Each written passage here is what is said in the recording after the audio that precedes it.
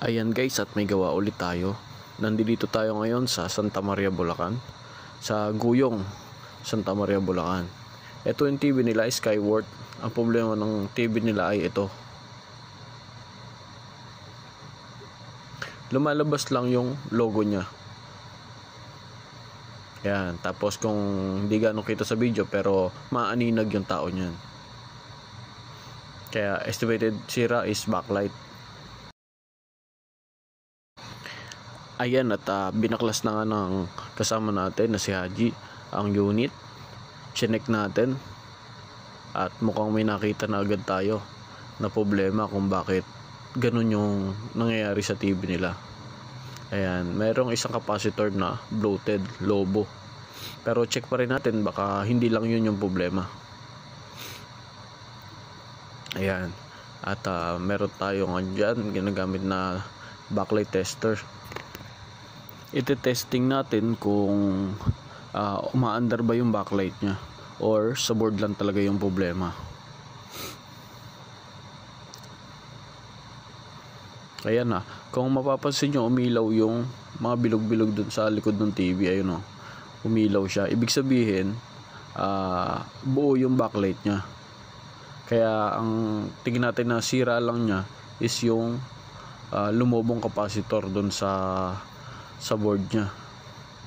Ayan o, kung ma-check nyo is yung voltahe ng TV nila is 40 to 41 volts. Hindi siya nagbabago-bago. Kung siya nagbabago-bago is may sira rin sa backlight nya. Ayan, at papalitan na natin yung sirang capacitor. Yan, ipapakita ko sa inyo yung sira. Yan, yung sira na capacitor na papalitan natin.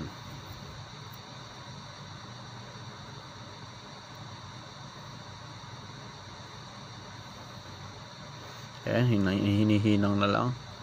At ibabalik na natin yung board nya. Yan nga pala guys, sa mga gusto pong magpagawa ng TV, home service po, ay gumagawa po kami sa buong Bulacan.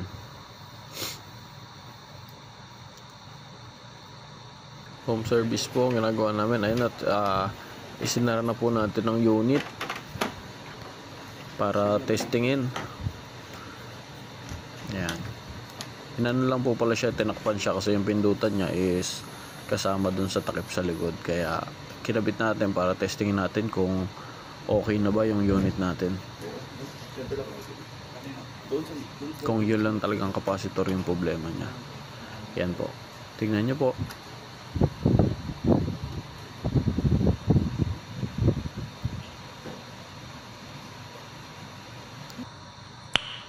Nice. Yun, at okay na po ang ating TV. Yun lang talaga yung problema ng TV na ginagawa natin, Skyward. Problem niya is capacitor. Ayan na po, okay na po siya. Isasara na po natin ang unit. Ayan po, at ibinabalik na ng ating partner ang mga tornilyo ng TV.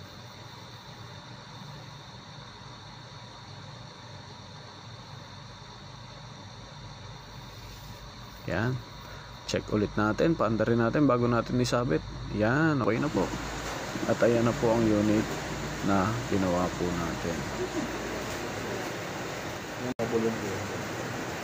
Ayan, at medyo malabo lang kasi doon sa antena nila, ang ginamit lang nilang antena ay antena ng TV Plus. Okay na po. Sa mga gusto po magpagawa, message lang po kayo. Salamat po.